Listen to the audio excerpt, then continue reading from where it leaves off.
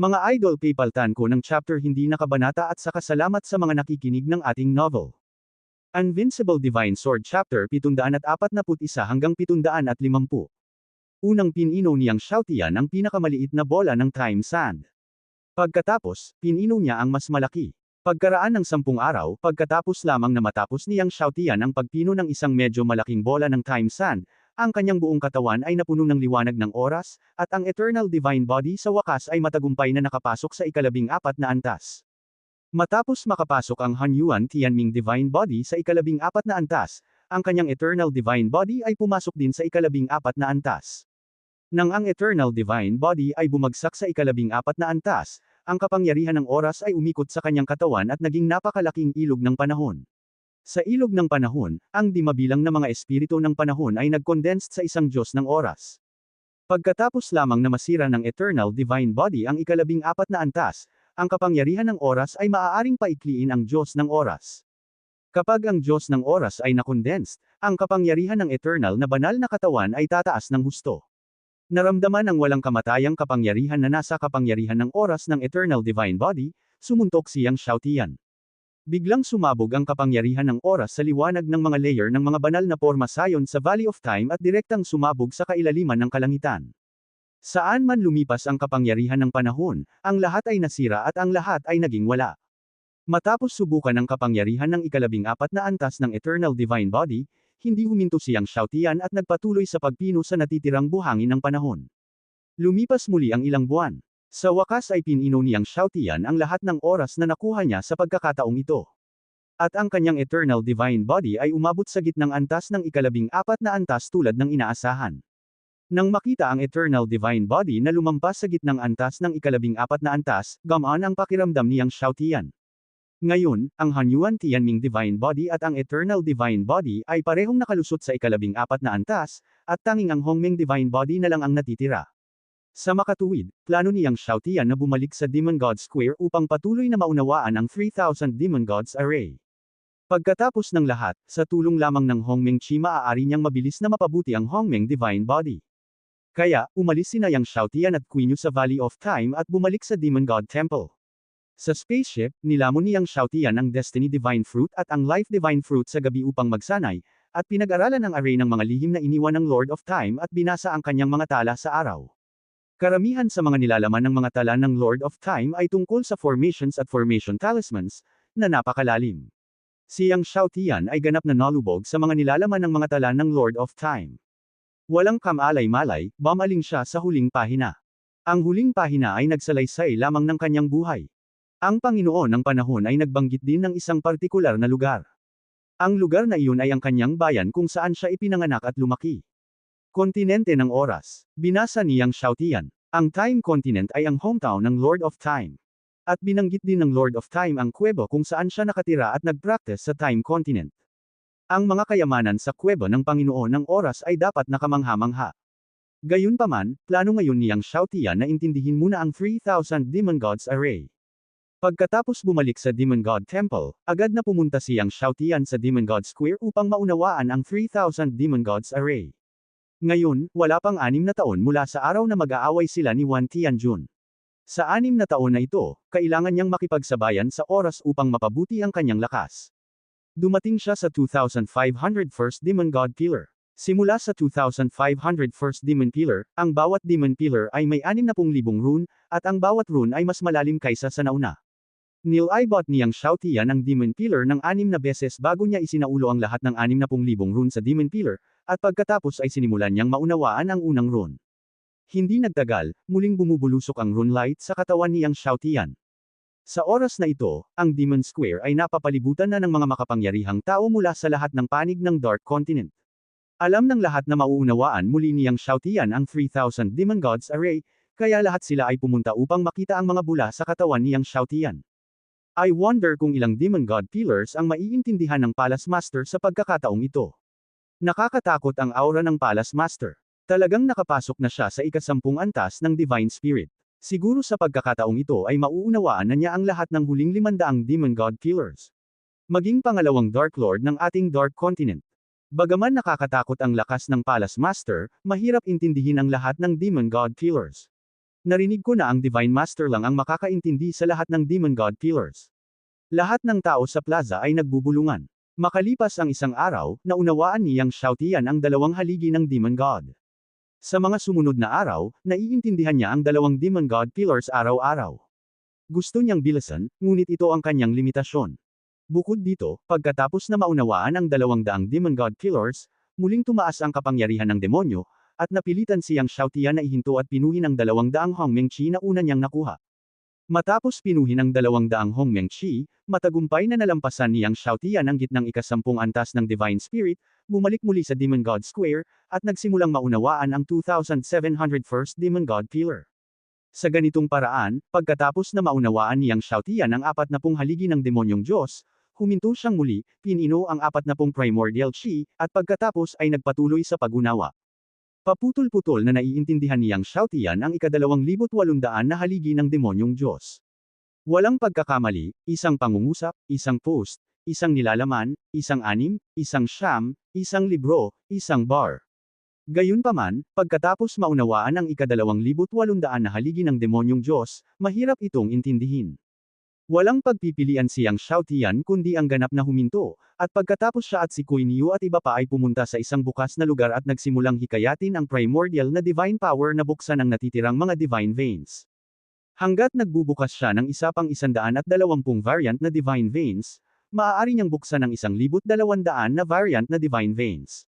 Sa oras na iyon, ang kanyang lakas ay maaaring mapabuti ng malaki. Sa ilalim ng kanyang malakas na primordial na banal na kapangyarihan, ang natitirang mga banal na ugat ay isa-isang binuksan. Pagkatapos magbukas ng 120 na magkakasunod na divine veins, huminto si Yang Xiaotian at nag-trigger ng ikasampung ulan na pinanggalingan. Bumagsak mula sa langit ang pinanggalingan ng ulan, at naligo rin si Queen Yu at iba pa sa kakaibang halimuyak ng pinanggalingan ng ulan. Sabik na sinisipsip ng katawan ni Yang Xiaotian ang pinagmulan ng ulan. Ang pinagmulan ng enerhiya sa kanyang katawan ay napakalakas na. Pagkalipas ng 2 araw, nang matapos ang ikasampung pinagmulan ng ulan, bumalik si Yang Xiaotian at ang iba pa sa Demon God Temple. Pagkatapos bumalik sa Demon God Temple, iniulat ni Scorpio na nahuli niya ang disipulo ni Jiuyu Demon Lord at nalaman kung nasaan si Jiuyu Demon Lord. Nagpunta siya sa Time Continent. Nagulat si Yang Xiaotian nang malaman na pumunta si Jiuyu Demon Lord sa Time Continent. Oo, pumunta siya sa Time Continent. Sabi ni Scorpio, ngunit hindi alam ng kanyang mga disipulo kung ano ang ginawa ni Jiuyu Demon Lord sa Time Continent, at nalaman namin na ang True Demon Ancestor, Xingtian at iba pa ay maaaring pumunta na rin sa Time Continent. Nagulat si Yang Xiaotian. Pumunta silang lahat sa Time Continent. Ngayon, hindi na niya maipagpatuloy ang pag-unawa sa natitirang 200 Demon God Killers, at nagpaplanong pumunta sa Time Continent para hanapin ang kayamanan ng kuweba ng Lord of Time. Sa kasong ito, pupunta siya sa Time Continent. Ang kayamanan ng Panginoon ng Oras ay maaaring naglalaman ng banal na gamot sa 10-10 milyong taon. Sa tulong lamang ng banal na gamot ng 10-10 milyong taon, makakaasa siyang makapasok sa tuktok ng huling ikasampung antas ng banal na espiritu sa loob ng ilang taon, at pagkatapos ay mauunawaan ang huling 200 haligi ng Diyos ng demonyo. Kaya, nang walang pag-aalinlangan, hiniling ni Yang Xiaotian kay Scorpio at sa iba pa na maghanda at pumunta sa Time Continent. Dahil kasangkot dito ang kayamanan ng Panginoon ng Oras, si Yang Xiaotian ay hindi nagdala ng maraming tao, tanging sina Queen Yu, Yuan Wei, at Scorpio. Alam ni na Panglong at Xi Waxan na sila ay mahina at hindi nila kayang tulungan si Yang Xiaotian. Ang pagsunod kay Yang Xiaotian ay magiging isang pabigat, kaya hindi nila sinunod si Yang Xiaotian. Dahil sa Divine Spirit Stone, mabilis na lumipad ang Abyss Spaceship patungo sa Time Continent. Bagamat may mga banal na espiritong bato upang itaboy ang kalaliman na sasakyang pangalan Gaang, ito ay napakalayo sa Time Continent. Aabutin ng higit sa isang buwan bago makarating sa Time Continent.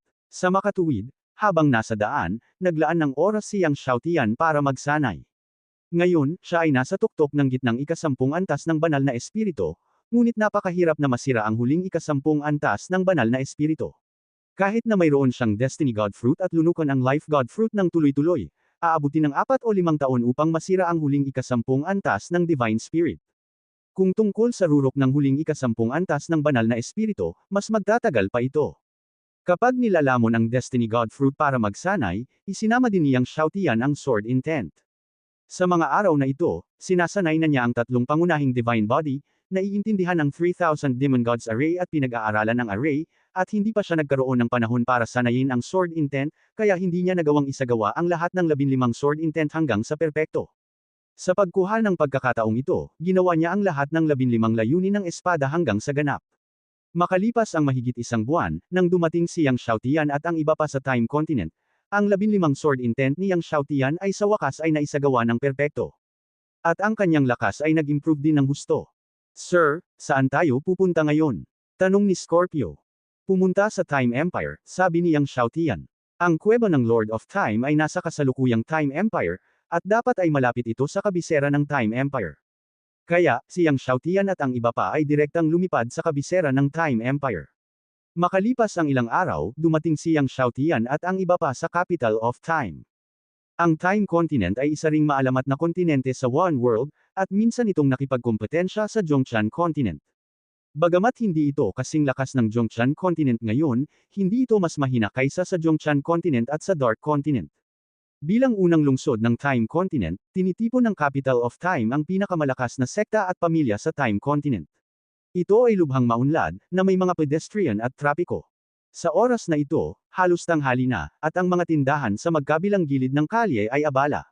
Maghanap ka muna ng matitirhan. Naisip ito ni Yang Xiaotian at sinabi kay Scorpio.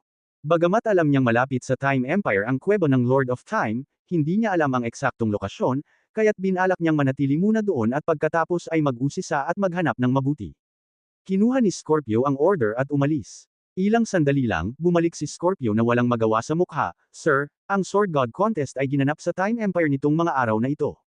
Ang malalakas na lalaki mula sa lahat ng panig ng Time Continent ay nagsiksikan sa imperyo, at ang lahat ng mga pangunahing restoran ay ganap na okupado.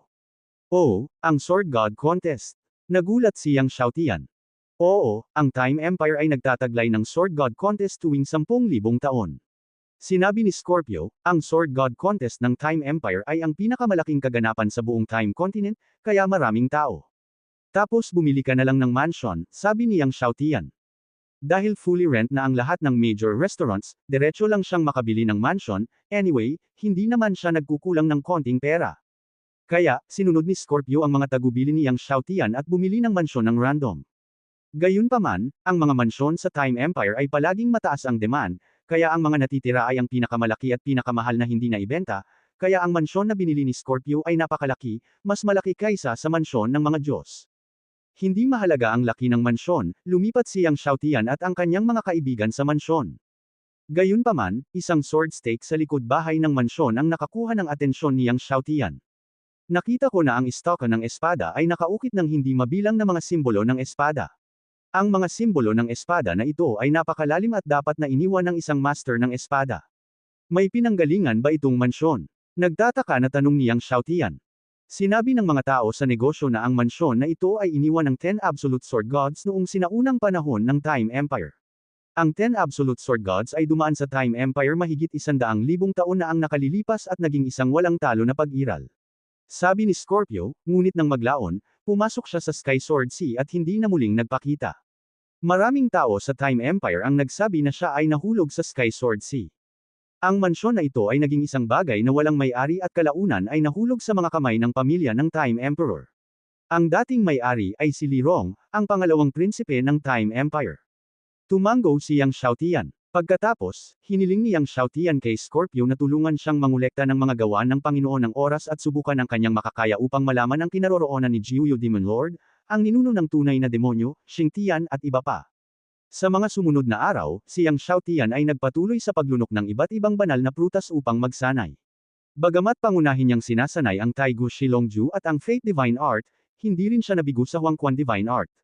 Sa mga nakalipas na taon, bagamat ang Huangquan Divine Art ay dahan-daang napabuti, ito ay umabot na rin sa rurok ng 12 antas at malapit na sa 13 antas. Paminsan-minsan, ay set up ni Yang Xiaotian ang Time Divine Array sa bakuran. Gayunpaman, ang Time Divine Array na itinakda niya ay iba sa Lord of Time. Idinagdag niya ang sarili niyang pangunawa sa Time Divine Array, na ginagawang mas iba-iba ang Time Divine Array. Sa araw na ito, lumakad si Yang Xiaotian sa likod bahay at tinawag ang 15 banal na espada, na naglalayong isa-isahang isabuhay ang 15 layunin ng espada tungo sa pagiging perpekto.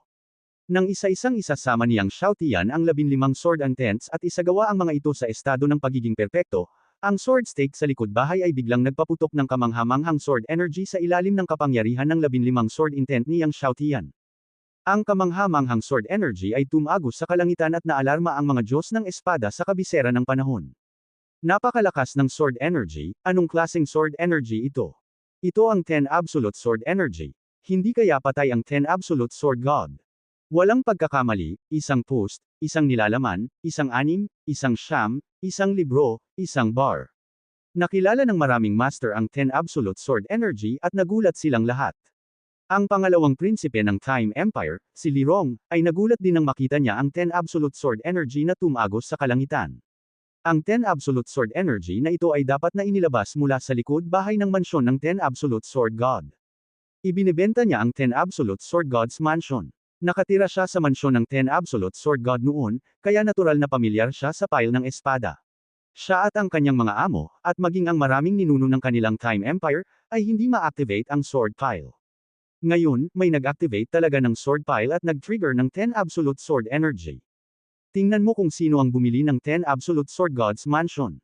Si Li Rong ay tumingin ng Sol Emna at inutusan ang kanyang mga nasasakupan, kung nalaman ninyo, iulat ka agad sa akin. Hindi nagtagal, bumalik ang kanyang mga nasasakupan at iniulat ang sitwasyon kay Li Rong. Wudong. Natarante si Li Rong nang marinig niya ang ulat ng kanyang mga nasasakupan. Noong binili ni Scorpio ang mansyon, ginamit niya ang pseudonym na Wudong. Oo, tinawag niya ang kanyang sarili na Wudong. Hindi ko alam kung tunay niyang pangalan iyon, ngunit nalaman ng mga nasasakupan ko na 4 ang nakatira sa mansion ng 10 Absolute Sword God's Mansion. Ang pinuno ay isang young man in blue. Young Master, ang tawag sa kanya ni Wudong. Dapat siya ang subordinate ng young man in blue. Isang binata sa asul. Nag-isip si Li Rong. Ang iyong kamahalan, ang pangalawang prinsipe, maaari bang maging inapo ng 10 Absolute Sword God ang binatang ito na nakaasul? Hulaan ng kanyang mga nasasakupan. Minsang sinabi ng ninuno ng kanilang Time Empire na para ay activate ang pile ng sword at mahikayat ang 10 Absolute Sword Shi, ang 10 Absolute Sword God lang o ang kanyang inapo ang makakagawa nito. Malamang, nag-isip si Li Rong at sinabing, humanda ka. Bibisitahin ko itong binatang nakaasol. Sinasabing nakuha ng 10 Absolute Sword God ang Sword Secret Book ng Lord of Time. Kung ang taong ito ay inapo ng 10 Absolute Sword God, marahil ang lihim na aklat na ito ng espada ay nasa kanya. Pagkaraan ng ilang sandali, dumating si Li Rong at ang kanyang mga tauhan sa tirahan ng 10 ganap na espada ng Diyos, at pagkatapos ay hiniling sa kanyang mga tauhan na kumatok sa pinto. Si Scorpio ang lumabas. Your Highness, the second prince, siya si Wudong. Sinabi ng kanyang mga tauhan kay Li Rong. Si Li Rong ay humakbang pasulong at ikinumpas ang kanyang mga kamao at sinabing, ikaw ba si Wudong? Ako ang ikalawang prinsipe ng imperyo ng panahon. Gusto kong makita ang iyong anak. Mangyaring ipasa ito. Sumulyap si Scorpio kay Li Rong at walang pakialam na sinabi, pakiusap bumalik ka. Hindi libre ang anak natin. Pagkatapos nun, tumalikod na siya at bumalik. Kumunot ang noo ni Li Rong. Tumigil ka. Ang mga tauhan ni Li Rong, isang general ng hukuman ng Time Empire, ay sumigaw sa malalim na boses, hindi mo ba narinig ang sinabi ng ating pangalawang prinsipe? Gusto ng ating pangalawang prinsipe na makita ang iyong anak.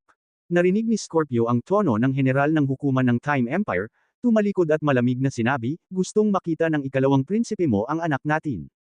Pagkatapos ay sinabi niya, huwag mong sabihin na ang iyong pangalawang prinsipe ay hindi kwalipikadong makita ang ating anak, kahit ang iyong emperador ay hindi kwalipikado. Huwag mong sabihin na ang iyong emperador ay hindi kwalipikado, kahit na ang pinakamalakas na ninuno ng iyong imperyo ay hindi kwalipikado. Sa oras na ito, maraming master ng espada ang naakit ng 10 Absolute Sword Shi at nagmamadaling lumapit. Napatingin sila kay Scorpio na may kakaiba sa kanilang mga mukha. Sino ang taong ito? Napakabaliw ng tono. How dare he despise the ancestor of the Time Empire? Nagtatakang sabi ng isang ninuno ng espada sa karamihan. Alam mo, ang ninuno ng Time Empire ay isa sa 10 dakilang sword gods ng Time Continent.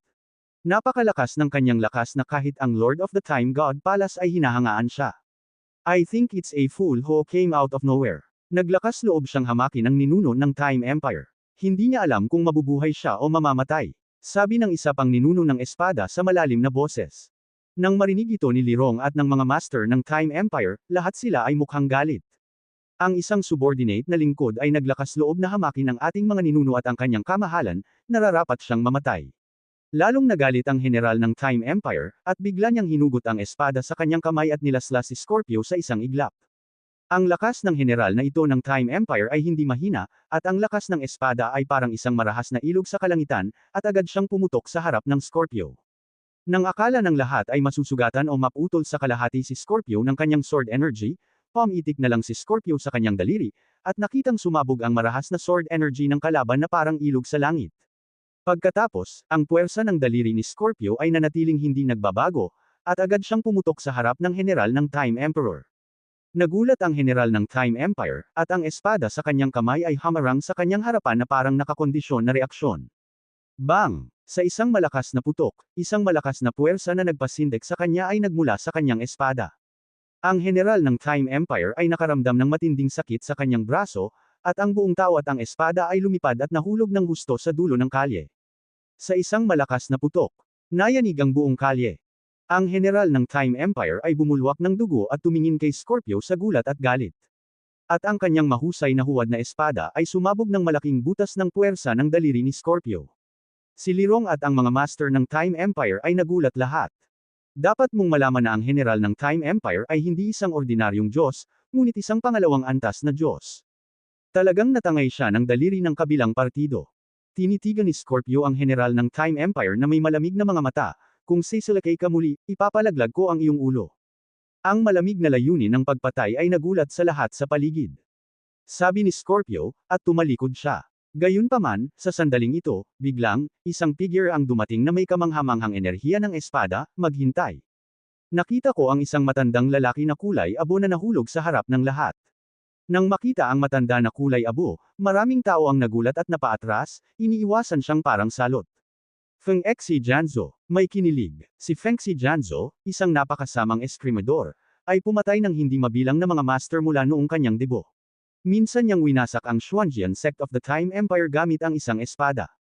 Ang Xuanjian sect ay isang super sect ng Time Empire, at ang ninuno nito ay master ng Sword God List of the Time Continent. Gayunpaman, ang buong sekta ay nawasak pa rin ni Feng Xi Jianzhou. Makikita na kamangha-mangha si Feng Xi Jianzhou. Nakita ni Feng Xi Jianzhou na ang lahat ay umatras sa takot at naglakad patungo sa Scorpio habang nakatalikod ang mga kamay. Anak, ang anak mo ba ay angkan ng matandang si Shiju? Hayaan mo na ang iyong anak na gamulong ngayon at iharap ang sekretong aklat ng eskrimador ng Panginoon ng panahon sa ninunong ito, kung hindi, sisirain kita ngayon. Natapos magsalita si Feng Xi Jianzhou at tumawa ng malakas. Gayunpaman, sa sandaling ito, biglang, isang figure ang kumislap, at si Scorpio ay dumating na sa kanyang harapan. Ang malaking kutsilyo sa kamay ni Scorpio ay nagpagulong ng isang kamangha-manghang blade light. Nang makita ito, malamig na ngumiti si Feng Xi Jianzhou, naghahanap ka ng kamatayan. Pagkatapos sabihin iyon, lumitaw ang magic sword sa kanyang kamay, at bigla niya itong inihampas, nagamulong sa isang nakakagulat na kurtina ng espada, na nakatikip kay Scorpio. Ang kanyang sword curtain ay hindi mahuhulaan, kahit na ang Sword God of the Sword God List ay halos hindi maiiwasan ito.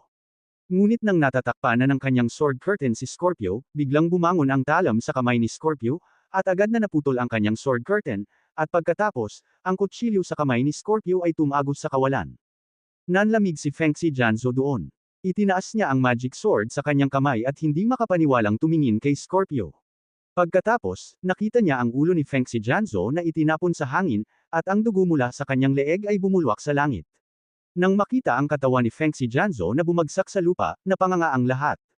Ang general ng Time Empire ay sobrang takot na ang kanyang mukha ay namutla at walang dugo nang makita niya ang ulo ni Feng Xi Jianzhou na gamulong pababa sa kanyang mga paa. Maging si Li Rong, ang pangalawang prinsipe ng Time Empire, ay natakot at umatras. Hindi niya inaasahan na ganoon kalakas si Wudong. Si Feng Xi Jianzhou, ang nagtatag ng espada, ay pinugutan ng ulo ng kabilang partido.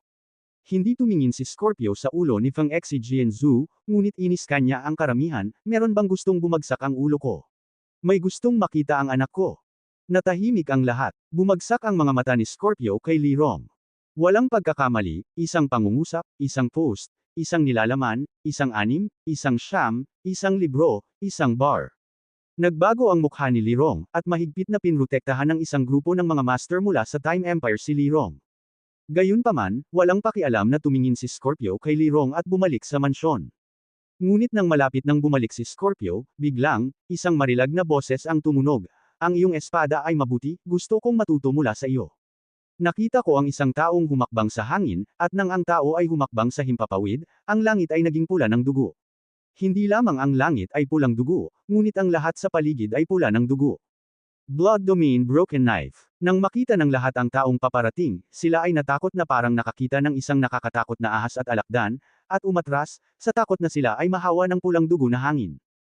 Ang Blood Domain Broken Knife, isang demonic warrior na kinatatakutan din ng lahat, ay malupit at dalubhasa sa pagpatay sa mga master ng espada. Ginagamit niya ang kanilang mga espada upang putalasin ang kanyang sariling espada. Hindi alam kung gaano karaming mga master ng espada ang namatay sa kanyang mga kamay, at mayroong 12 ng mga master ng espada na namatay sa kanyang mga kamay. May mga nagsasabi pa na kung patuloy na pumatay ng Blood Domain Broken Knife ng ganito, wala nang sinuman sa Time Continent ang maglalakas loob na gumamit ng espada. Ngayon halos walang sinuman sa Time Continent ang nang-ahas na humawak ng espada sa harap ng Blood Domain Broken Knife. Ibabilang na sana ni Scorpio ang kanyang ulo, ngunit biglang, Blood Domain Broken Knife ang dumating sa kanyang likuran. Nang dumating ang Blood Domain Broken Knife sa likod ng Scorpio, nabunot na ang kanyang espada. Napakabilis na ng espada ng kalaban na hindi makapaniwala. At ang espada ng kalaban ay may madugong amoy na nagpapalpitate ng kaluluwa ng mga tao. Ang madugong amoy na ito ay tila nagmula sa pinakamasamang pag-iral noong sinaunang panahon. Nang makita na ang Blood Domain Broken Knife ay malapit nang tumusok sa likod ni Scorpio, hinarang ng espada ni Scorpio ang espada ni Blood Domain Broken Knife. Nagkaroon ng kalampag, at tumalsik ang dugo. Muling tinaga ng kutsilyo ni Scorpio ang kawalan. May kaluskos na tunog. Ang Blood Domain Broken Knife ay lumipad paatras na may mahinang tunog. Nang ito ay lumapag, nakita na ang banal na baluti sa dibdib nito ay pinutol ng kutsilyo ni Scorpio. Halos natakpan ng tama ng kutsilyo ang buong dibdib niya. Kung medyo mabagal lang ang pag-iwas niya, baka nabasag sa kalahati ang buong dibdib niya. Natigilan ang lahat. Hindi makapaniwalang tumingin siya kay Scorpio. Malamig na tiningnan ni Scorpio ang Blood Domain Broken Knife. Bilang numero 1 pumatay sa Jungchan Continent, kung pag-uusapan ang paglalaro ng kutsilyo, kakaunti lang talaga ang mga tao sa buong mundo ng martial arts na makakatalo sa kanya. Gayunpaman, nang papatayin na ni Scorpio ang Blood Domain Broken Knife sa isang suntok, biglang, isang malaking kamay ng demonyo ang nabasag sa hangin sa kawalan. Ang kamay ng Diablo, na may kapangyarihang sirain ang mundo, ay bumalot kay Scorpio at sa buong 10 Absolute Sword Gods Mansion.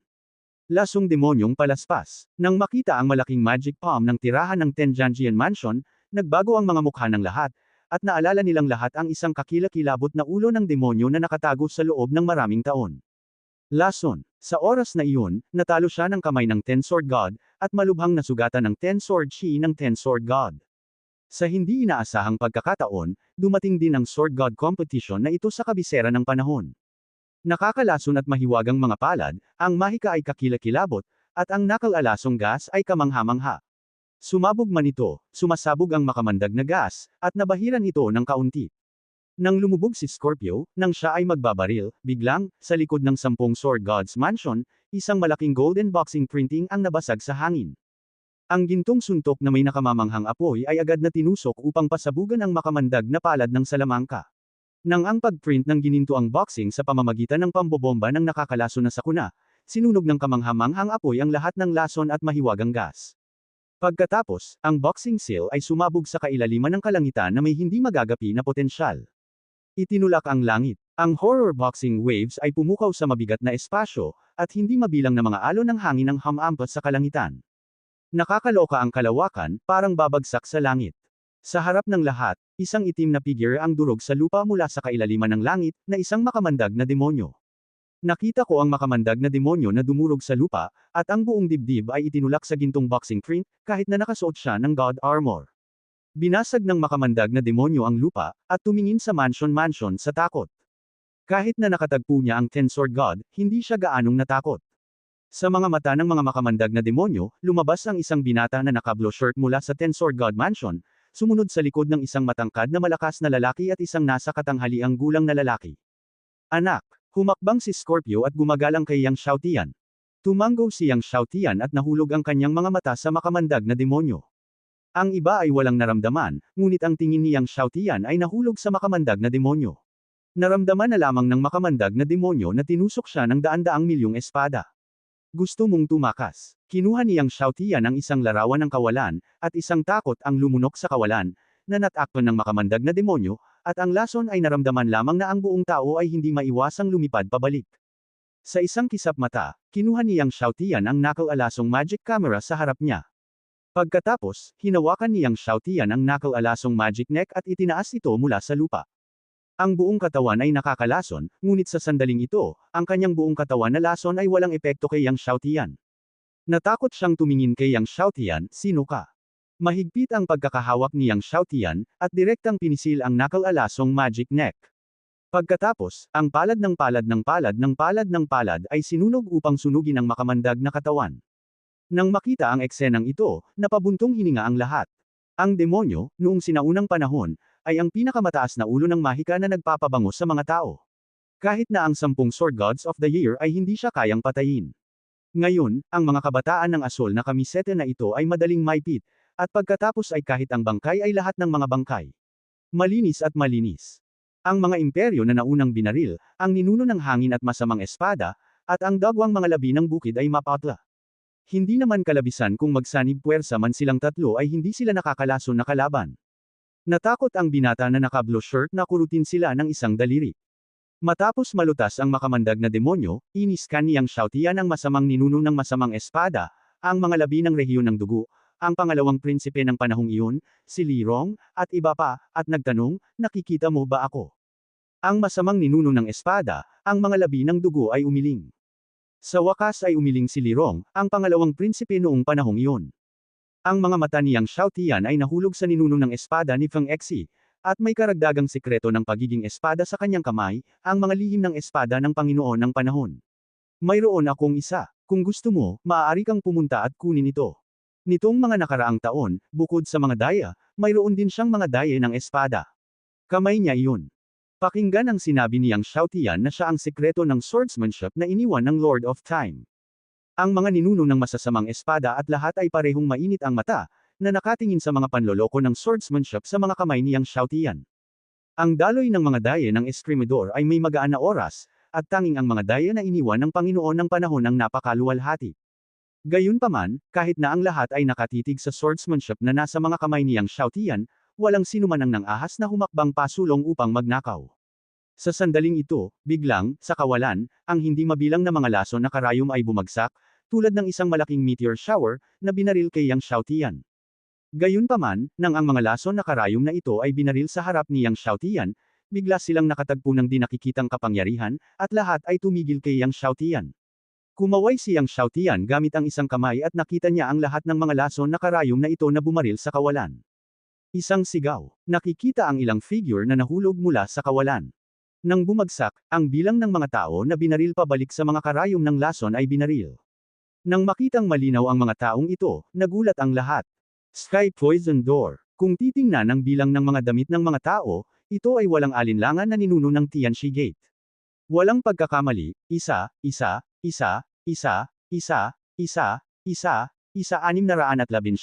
isang libro, isang libro. Si Tian Sangman ang pangalawa sa mga daliri sa mainland ng mainland daan-daang libong taon na ang nakalilipas. Minsan sinabi ng ilang tao na ang kalahati ng panahon ng mainland ay gumagamit ng mga makamandag na master. Tumingin si Yang Xiaotian sa madla, may mga taong kukuha ba nito? Sa oras na ito, isang boses ang nagmula sa langit, anak, maglakas loob na patayin ang aming mga ninuno, kahit sino ka pa, patay ka. Narinig ni Yuan Wei ang mga salita, at agad na inilabas ang kanyang espada, isang sword chi sa kalawakan at dumiretso sa kalangitan. May sumigaw mula sa langit, at pagkatapos ay walang tunog. Naramdaman ng lahat ang kamangha-manghang espada ni Yuan Wei, at nagbago ang kanyang mukha. Malinaw, hindi ko inaasahan na napakaraming Panginoon ni Yang Xiaotian. Bagamat si Yuan Wei ay isang espada lamang ngayon, natakot siya na ang kanyang lakas ay nasa Scorpio ng Scorpio. Nang makitang walang nang-ahas na lumaban muli, bumalik si Yang Xiaotian sa mansyon at ipinagpatuloy ang pagsasama-sama ng 15 hanggang malakas na espada. Dahil sa inspirasyon ng 15 pinakamalakas na intensyon ng espada, ang 10 absolute sword chi ng sword stake ay patuloy na bumulwak. Nang makita ang tuloy-tuloy na pagbulwak ng 10 absolute sword chi, kakaiba ang mga mukha ng mga pangunahing master ng espada sa Time Imperial Capital. Ang binatang nakaasul ba ay tunay na inapo ng 10 absolute sword god? Sa tingin ko ay hindi siya ang inapo ng 10 absolute sword god. Napakalakas niya kaya kahit ang Poison Demon ay dinurog niya hanggang sa mamatay. Ang Ten Absolute Sword God ay walang ganoong lakas noon. Hindi mahalaga kung siya ay inapo ng Ten Absolute Sword God. Ang mahalaga ay mayroon siyang lihim na aklat ng mga kasanayan sa espada ng Lord of Time. Nabalitaan ko na pinangunahan ng ninuno ng Sky Poison Sect ang hindi mabilang na mga master na dumating. Nang banggitin ang ninuno ng Sky Poison Sect, natakot ang lahat. Ang ninuno ng Sky Poison Sect ay kilala bilang number 1 Master of Poison sa Time Continent at isa sa 10 dakilang Sword God sa Time Continent. Hindi pinansin niyang Xiaotian ang mga talakayan sa labas ng mundo at isinama ang 15 intensyon ng espada ng buong puso at kaluluwa.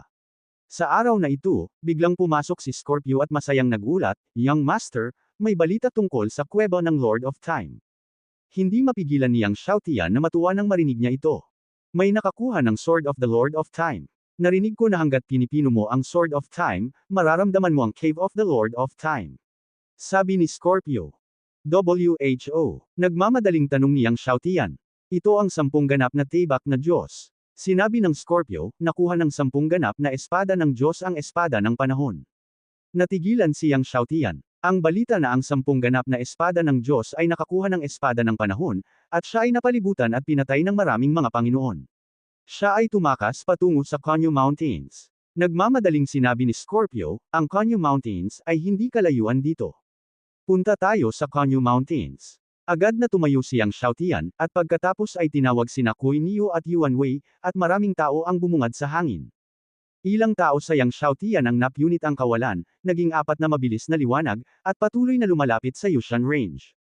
Sa oras na ito, ang Yushan Range ay nagtipon ng hindi mabilang na malalakas na lalaki. Minsan ang Empire Army, ang Master ng Heavenly Poisonous Gate, minsan ang Master ng Guangshan Mansion, at ang nangungunang 10 Sword Gods ng Empire Sword God Contest sa pagkakataong ito. Dahil sa panahon, ang ninuno ng imperyo, na matagal nang hindi na ipanganak, ang lahat ng mga ninuno ng pintuang Tianxi ay dumating sa Yushan Range. Ang ninuno ng Tianxi Gate ay malamig, at sinabi niya sa mga masters ng Tianxuiman, "Hanapin mo ako." Ang mga master ng Tianxi Gate ay dapat maging magalang.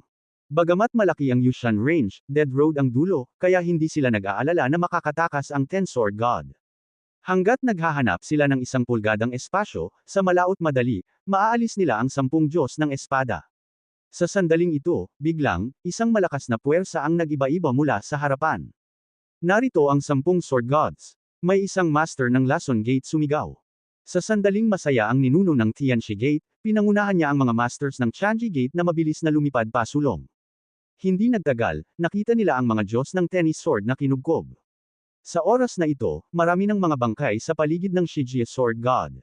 Mayroong mga alagad ng makalangit na makamandag na pinto, kung minsan ang Panginoon ng Guangshanfu at ang panahon para sa imperyo ng panahon. Ang lakas ng 10 Sword Gods ay kamangha-mangha, at ang Sword Chi ay dumaan, at dapat mayroong bloodlight splash. Nang makita ito, ang ninuno ng Tianxi Gate ay sumangot ng malamig, at bigla niyang iniutos na ang isang daliring espada ay lumipad mula sa hangin, na binomba ang 10 Diyos ng espada sa napakabilis na bilis. Nagulat ang Ten Sword God, at nakaharang ang espada sa kanyang kamay. Ganyan si Rao. Ang ninuno ng Tianxi Gate ay umatake sa espada. Nabigla pa rin siya pabalik, at halos hindi na may angat ng kanyang mga braso ang kanyang mga braso. Tumingin siya sa kanya, at nakita niya na ang espada ay nataman, at siya ay naging madilim, at ang nakakatakot na lason ay patuloy na kumalat sa kanyang Diyos na espada sa isang kamangha-manghang bilis. 10 Sword Gods lahat ay bumati sa banal na kapangyarihan, at pumutok ang sword gas, ngunit hindi nito maitaboy ang nakal-alasong gas ng katawan ng espada.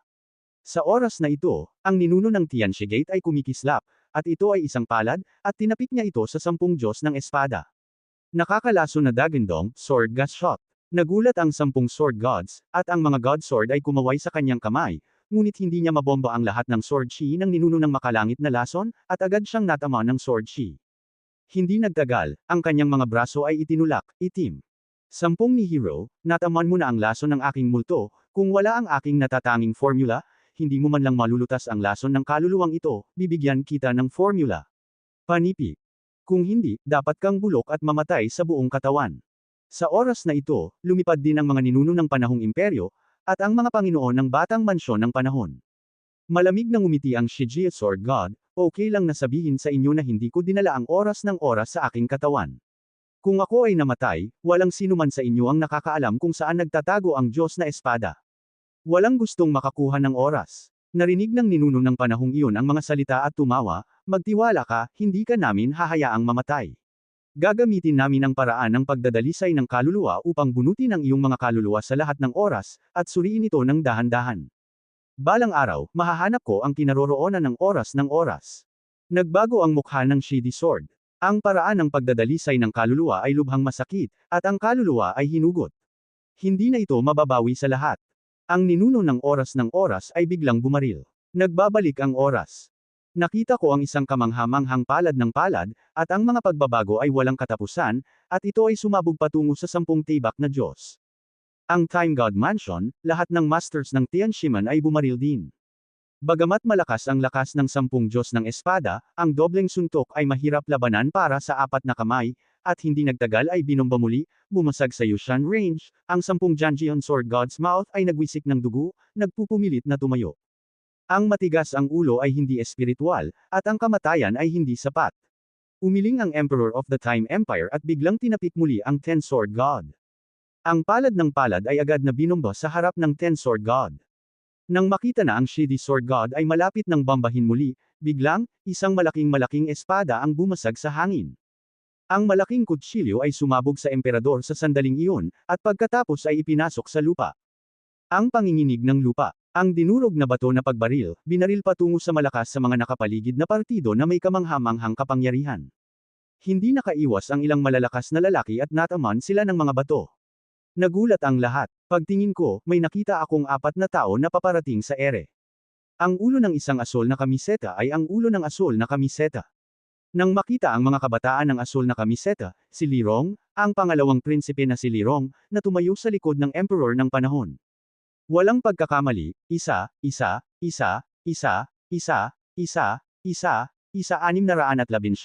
isang libro, isang libro. Ang mga salita ni Lirong ay nagulat ng lahat sa paligid. Pinisil ng mga taong Tenju Sword God Xuan ang makamandag na mahika, na nagdulot ng maraming sensasyon, at narinig ito ng lahat.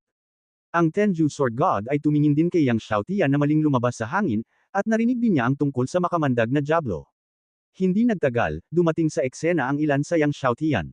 Sinulyapan ni Yang Xiaotian ang mga lason ng kaluluwa ng multo sa 10 Diyos ng espada, at naglaro ng elixir sa Ten Sword God, maaaring lutisin ng elixir na ito ang iyong ghost poison.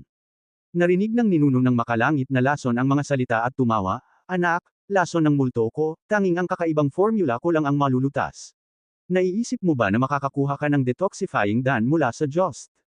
Ang Shidi Sword God ay nag-alinlangan, nilunok ang detoxification na si Dan, at nakita ang lason ng mga multo na kumalat sa kanyang buong katawan, at nagsimulang lumabas mula sa kanyang buong katawan. Hindi nagtagal, nagkalat ang lason ng mga multo sa 10 espada ng Diyos. Ang ninuno at ang lahat ay nalito, at ang ninuno ng makalangit na lason ay mukhang pangit. Tinitigan niya si Yang Xiaotian, "Anak, nasaan ang detoxification mo Dan?" Hindi pinansin ni Yang Xiaotian ang matandang si Chando at sinulyapan ang malalakas na lalaki mula sa lahat ng panig, "Maaari ka nang umalis." Ang malalakas na lalaki mula sa lahat ng panig ay galit na galit. "Anak, sino ka sa tingin mo?" Hindi napigilan ng isang Sword God Strongman na galit na nagsabi, "Talaga bang iniisip mo na hindi ka na magagapi pagkatapos patayin ang lasong demonyo?" Ang Sword God Strongman na ito ay ang Sword God na nanalo sa unang pwesto sa Sword God Competition of the Time Empire sa pagkakataong ito. Bagamat ang unang lugar sa Sword God Competition of the Time Empire ay hindi nangangahulugang ang unang lugar sa Sword God List of the Time Continent, maaari niyang manalo sa unang pwesto sa Sword God Competition of the Time Empire, na nagpapakita rin ng kanyang lakas sa swordsmanship. Gayunpaman, sa sandaling matapos siyang magsalita, itinaas ni Yang Xiaotian ang kanyang kamay at kumaway, at isang kamanghamanghang enerhiya ng espada ang sumabog. Tinuya ito ng Diyos ng espada, at ang lakas ng espada sa kanyang katawan ay lumundag, Red Refining Sword C. Ang walang katapusang sword energy ay sumabog, naging dagat ng pula at gintong mga espada, sumasabog patungo sa sword energy ni Yang Xiaotian. Ang Red Refining Sword C na ito ang pinakamalakas niyang killer move. Ginamit niya itong Red Refining Sword C para sa wakas ay talunin ang kanyang kalaban at manalo sa unang pwesto sa Sword God competition na ito. Sa sandaling naisip niya na ang Red Sword C ay sumabog sa sword energy ni Yang Xiaotian, biglang, ang sword energy ni Yang Xiaotian ay tumagos sa kanyang Red Sword C at dumiretso sa kanyang lalamunan. Tinitigan niya si Yang Xiaotian ng may pagtataka, pagkatapos ay nahulog mula sa himpapawid patungo sa lupa, dumudugo sa buong lupa, at nakitang umaagos ang dugo mula sa kanyang lalamunan na parang fountain. Nagulat ang lahat, maging ang mga ninuno ng Time Empire at ang mga ninuno ng Tiando ay nabigla. May iba pa bang gustong kumilos? Pinatay niyang Xiaotian ang unang pwesto sa Sword God Competition, normal ang mukha niya, at nagsalita siya. Nagkaroon ng katahimikan sa paligid. Saglit na walang nagsalita dahil sa lakas niyang Xiaotian. Anak, kahit sino ka man, hindi mo makukuha ang Sword of Time na ito. Sa oras na ito, malamig na sinabi ng Young Master ng Time Palace, kung aalis ka ngayon, hindi pa rin huli ang lahat. Paano kung ipilit kong kunin ang mga kamay ko? Kalmado ang mukha niyang Xiaotian. Kung pipilitin mong makuha ang iyong mga kamay dito, lalaban ka sa ating Time Palace at sa buong Time Continent. Malamig na sabi ng isang malakas na lalaki mula sa Time Palace. Ang nagsalita ay ang Thousand Illusion Sword God of the Time Palace.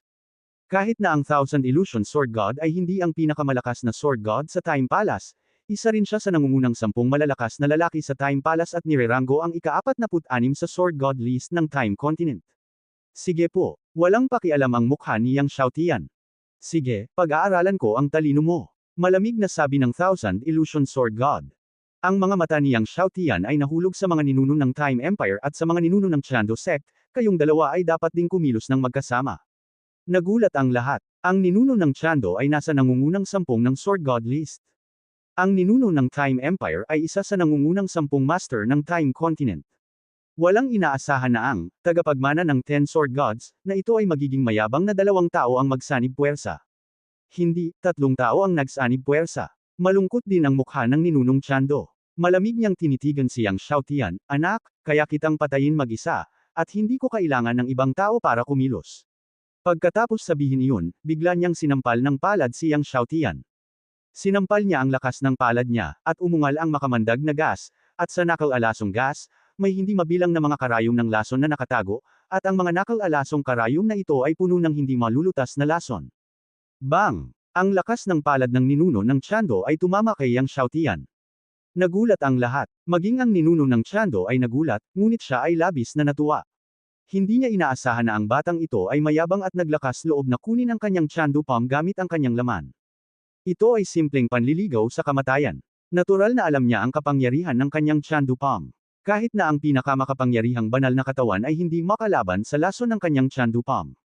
Tsaka ngayon lang, nagkaroon din ng Sky Poison Needle. Ang Sky Poison Patriarch ng Sky Poison Palm at Sky Poison Needles ay tumama lahat sa dibdib niyang Xiaotian. Ngunit hindi nagtagal, nawala ang ngiti sa mukha ng Sky Poison Patriarch. Tiningnan niya ang lugar kung saan tumama ang kanyang lason na palad ng hindi makapaniwala, para lamang makita na ang lugar kung saan tumama ang kanyang lasong palad ay talagang buo, at siyang Xiaotian ay hindi napaalis gaya ng kanyang naisip. Pagkatapos, isang malawak at hindi magagapi na nakakatakot na puwersa ang lumabas mula sa katawan niyang Xiaotian. Ang hindi magagapi na puwersang ito ay lumampas sa imahinasyon ng Sky Poison Patriarch. Siya ay nabigla at gamulong, patuloy na pamitik sa hangin, at bumagsak sa malayong taluktok ng bundok. Kasabay nito, lahat ng Sky Poison Needles na nataman niya kay Yang Xiaotian ay binaril pabalik. Biglang, hindi mabilang na mga master ng Sky Poison Sect ang hindi nakaiwas at lahat sila ay natusok ng Sky Poison Needles. May mga hiyawan. Ang mga katawan ng mga master ng Sky Poison Sect ay nahulog na parang patak ng ulan. Ang biglaang pagbabago sa kanilang harapan ay nagulat sa lahat. Hindi lamang ang ninuno ng Time Empire ang nagulat, ngunit maging ang Thousand Illusion Sword God of the Time God Palace at ang Young Master of the Time God Palace ay nagbago ng kanilang mga mukha. Sinulyapan niyang Xiaotian ang ninuno ng Tiando na natangay sa kanya, at ikanaway ang kanyang kamay. Biglang bumaril ang bilyon-bilyong sword shi, naging ulan ng mga espada sa buong kalangitan, at sumabog patungo sa ninuno ng Tiando. Ang ninuno ng Tiando ay tumingin sa ulan ng mga espada na paparating, umungal sa pagkabigla at galit, at ginamit ang lahat ng kanyang lakas upang buhayin ang kapangyarihan ng Diyos. Lumitaw ang magic sword sa kanyang kamay at ibinayo ito ng ligaw. Demonyo ni Lolo. Ang dark sword shi ay bumaril. Ang makamandag na gas sa langit ay napalitan ng isang makamandag na demonyo. Ang makamandag na demonyo ay mabilis na sumugod kay Yang Xiaotian.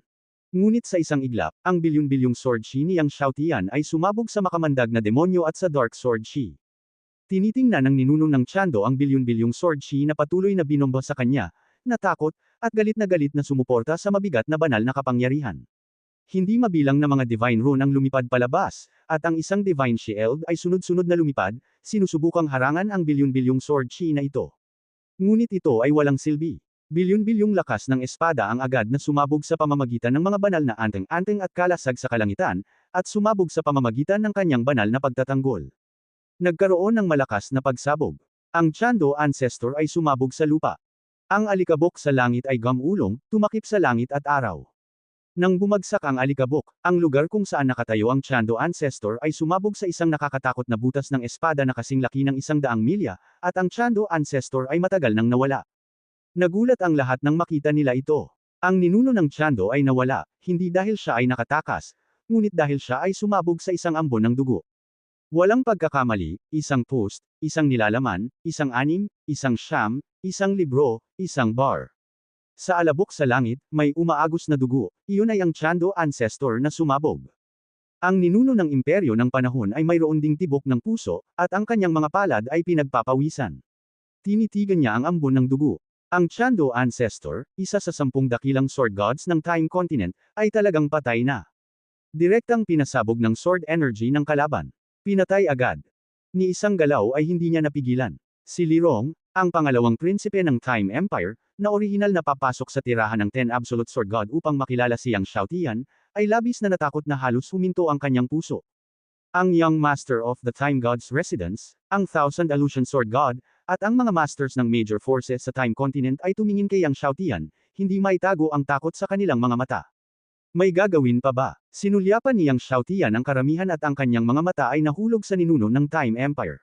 Sa sandaling ito, ang ninuno ng Time Empire ay umiwas sa kanyang mga mata at hindi man lang nagkaroon ng lakas ng loob na tumingin ng diretso kay Yang Xiaotian. Kahit na ang kanyang lakas ay kalahating puntos na mas malakas kaysa sa Sky Poison Ancestor, ito ay kalahating punto lamang na mas malakas. Maging ang Sky Poison Ancestor ay pinasabog ng espada, at natatakot ako na hindi niya makuha ang espada ng naka-blue shirt na binata sa kanyang harapan. Tiningnan ni Yang Xiaotian ang Thousand Illusion Sword God at ang mga masters ng Time God's Residence. Ang Thousand Illusion Sword God, ang Young Master of the Time God's Residence at isang grupo ng malalakas na lalaki ay hindi nang ahas na tumingin kay Yang Xiaotian. Pagkatapos, lumipad si Yang Xiaotian kasama ang Ten Absolute Sword God. Hanggang sa nawala sa langit si Yang Xiaotian at ang kanyang mga kasamahan ay nakahinga ng maluwag ang mga ninuno ng Time Empire at ang iba pa, nalaman lamang na nababalot ng malamig na pawis ang kanilang likod. Hingal na hingal pa ang ilang Diyos ng espada. Ang mga ninuno ng Time Empire ay tumingin sa direksyon kung saan nawala si Yang Xiaotian, at sa parehong oras sila ay nagulat at nagpapasalamat na hindi sila nakagawa ng aksyon ngayon. Ancestor, ano ang dapat nating gawin ngayon? Nag-aalangan na tanong ng Emperor of the Time Empire. Ang binatang ito ay napakalakas, at ang kanyang pagiging espada ay umabot sa isang hindi kapani-paniwalang antas. Ang mga ninuno ng Time Empire ay umiling, natatakot ako na si Master Gu Shi lang ang makakatalo sa kanya. Espada Diyos Gu Shi. Nagulat ang lahat. Ang unang Sword God ng Time Continent, ang unang Master din ng Time Continent, at ang Guardian God ng Time Continent. Pagkaalis ni Yang Xiaotian at ng kanyang mga kasama sa Konyu Mountains, huminto sila sa isang maliit na burol. Nakita ni Yang Xiaotian na ang Ten Absolute Sword God ay malubhang nasugatan, kaya binigyan niya ang Ten Absolute Sword God ng 3 Tribulation Heaven Grade Shendan. 3 Tribulations Heaven Grade Renuang Divine Peel. Tinitigan ng Ten Absolute Sword God ang tableta na nasa harapan niya, natigilan sandali, pagkatapos ay umuko siya para pasalamatan si Yang Xiaotian, nilunok ang tableta, at pagkatapos ay umupo na naka-cross-legged sa tabi niya, nagsasanay ng kanyang lakas para gamutin ang kanyang mga sugat. Makalipas ang isang araw, nang tumayo ang Ten Absolute Sword God, ang kanyang mga sugat ay gumaling ng husto. Saglit siyang nag-alinlangan at kinuha ang Time Divine Sword at ibinigay ito kay Yang Xiaotian. Kung hindi dahil kay Yang Xiaotian, matagal na siyang namatay, at hindi niya mapangalagaan ang Time Divine Sword. Bukod pa rito, ang Time Divine Sword ay walang silbi sa kanya, dahil sa napakaraming taon, hindi niya nagawang pinuhin ang Time Divine Sword. Sinayang ni Yang Xiaotian ang espada. Tila naramdaman ng Time Divine Sword ang kapangyarihan ng oras sa katawan ni Yang Xiaotian, humihiging. Nang makita ang eksenang ito, hindi maiwasan ng Tenju Sword God na magkamali. Ang Time Divine Sword ay nasa kanyang mga kamay sa loob ng 10,000 taon. Wala siyang anumang paggalaw. Hindi niya inaasahan na ang mga kabataang naka-blue shirt ay magkakaroon ng ganito kalakas na pagkabigla. Sa oras na ito, ang espada ng liwanag, ayoko rin sayo. Tinanggal ni Yang Xiaotian ang 33 kalamidad at siyong Shendan para sa kabilang partido. Ang Tenju Sword God ay tumingin sa 30 malinaw na Sanji at Tianpin yung Shendan sa kanyang harapan. Nagulat siya. Matapos matanggap ang elixir, magalang siyang yumuko kay Yang Xiaotian at niyakap ang boxing, salamat sa pagbibigay mo kay Dan. Then after ng regalo, saka naghiwalay. Pagkaalis ng 10 Diyos ng Espada, ilang tao na si Yang Xiaotian ang umalis sa lugar. Pagkaalis, naghanap ng lugar si Yang Xiaotian at sinimulang pinuhin ang oras ng oras. Nasa kanya ang ika-15 at malalakas na espada at ang oras ng panahon. Sa makatuwid, hindi mahirap pinuhin ang oras ng oras. Kahit isang araw, maaari niyang pinuhin ang oras ng oras. Nang pinuhin ni Yang Xiaotian ang kanyang panahon, kumalat din ang balitang pinatay niya ang mga ninuno ng Tianxi, at hindi natinag ang mga pangunahing imperyo ng mainland. Ang mga kabataan ng asul na kamiseta ay labis na kakilakilabot, ngunit iwinagayway lamang ang kanilang mga kamay, at ang daan-daang milyong mga espada ay sumasabog. Hindi mapigilan ang espada ng kalaban na Qi. Sa isang restaurant sa Emperor of Time, isang sword god ang nakaport sa karamihan. Siya ay higit pa sa kendo, at ang kanyang depensa ay kakilakilabot din. Siya ay direktang nakatiis sa ninuno ng makalangit na makamandag na ninuno, wala. Excited na sabi ng isa pang sword god. Sa oras na ito, ang may-ari ng Time God Mansion ay nakinig sa oras ng oras, at nagulat din. Guro, gusto ba nating hilingin kay Master Gushi na ipanganak? Napaungol si Time Shenfo Shaofo, sabi ni Li Zhu, si Gu Zixi lang ang makakatalo sa taong ito. Ang Panginoon ng panahon na si Shenfu ay nag-alinlangan, ngunit bago ang pag-address ni Gu Zixi, kapag ang buhay at kamatayan ng mansyon ng Diyos, huwag siyang sorpresahin. Ang Time Divine Sword ay ang oras ko sa High God Sword sa mainland. Paano ako mahuhulog sa mga kamay nito? Kung alam ni Master Gushi, hinding-hindi ito papayagang mahulog sa kamay ng mga tao nito. Kakanyahan. Nympho. Makalipas ang isang araw, sa wakas ay pinino ni Yang Xiaotian ang oras ng panahon. Sa oras na ito, ang oras na ang espada ng Diyos ay nakabitin sa harap ng kanyang katawan, naglalabas ng mahinang oras. Ang Time Divine Sword ay ang unang Diyos na espada ng panahon sa mainland. Noong panahong iyon, ang mga Diyos na espada ng langit at lupa ay pinangalanan. Ngayon, nasa kanyang mga kamay ang dalawang pangunahing espada. Pagkaraan ng ilang sandali, tumayo si Yang Xiaotian at umalis kasama ang lahat. Pumunta kay Jin Tanggo. Matapos pinuhin ang oras ng panahon, nalaman niya na ang dangfo ng Panginoon ng panahon ay nasa Jin Tanggo. Hindi malayo si Jin Tanggo sa Emperor Time. Sa kanilang bilis, makakarating sila sa loob ng isang oras. Pagdating niya kay Jin Tanggo, maliwanag lang. Mula sa malayo, ang Jintang Valley ay tila may patong ng gintong bolt. Noong panahon ng baha, ito daw ang lugar kung saan nakatira ang pamilya Jinwoo, at mayroong isang God Tree Helper. Ngunit ngayon, walang Golden Wu, ni mayroon itong tulong sa puno ng Diyos. Tumingin si Yang Xiaotian sa Jin Tanggo na nasa harapan niya, ngunit nakasimangot, dahil sa oras na ito ang Jin Tanggo ay napuno ng isang uri ng ground magma na tinatawag na Jintang, at hindi na makapasok. Kahit sa buong Shuyuan, nararamdaman ng ilan sa Yang Xiaotian ang nakakatakot na heatwave ng Golden Soup Magma. Tumingin ang Niu sa Jin Tanggo sa harap ng Golden Tanggo, at sumimangot din, na nagsasabing, ang magma ng Jin Tanggo ay lubhang nakakatakot. Hindi ako makapasok sa taong iyon. Kung gusto mong pumasok sa Jin Tanggo, maaari ka lamang umatras sa magma ng Jin Tanggo.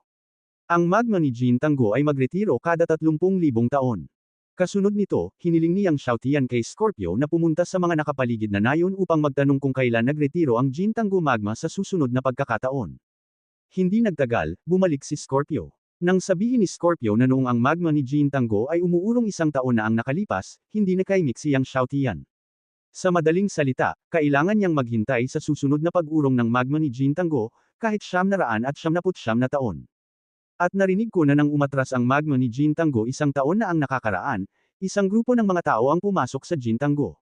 Sinabi ng Scorpio, ayon sa mga taong ito na inilarawan, pumunta ako sa Jin Tanggo, natatakot ako na ito ay ang ninuno ng tunay na demonyo, Xingtian, langit, langit, langit, langit, langit, langit, langit, langit, langit, langit, langit, langit, langit, langit, langit, langit, langit. Ang sinaunang demonyong Diyos na 5 tao. Si Jiuyu Mozan ay hindi kasama ng mga ninuno ng tunay na demonyo. Narinig ni Yang Xiaotian ang mga salita, at lumubog sa kanyang puso. Ang ninuno ng totoong demonyo, ang 5 tao ng Xingtian ay pumunta kay Jin Tanggo sa 1 taon. Kahit na hindi niya alam kung paano nalaman ng 5 tao ang pangunahing dangfo ng panahon, ang 5 tao ay pumasok sa Jin Tanggo, at walang alinlangan na ito ang pangunahing dangfo ng oras. Ding Ye, may paraan ba? Si Yang Xiaotian ay maaari lamang magtanong kay Ding Ye. 100 pinaghalong tubig ng kulog Yuan Chanba, kinuha kita sa loob ng isang araw. Sabi ni Ding Ye. Kinuha niyang Xiaotian ang itim na linya. Walang pagkakamali, isa, 619,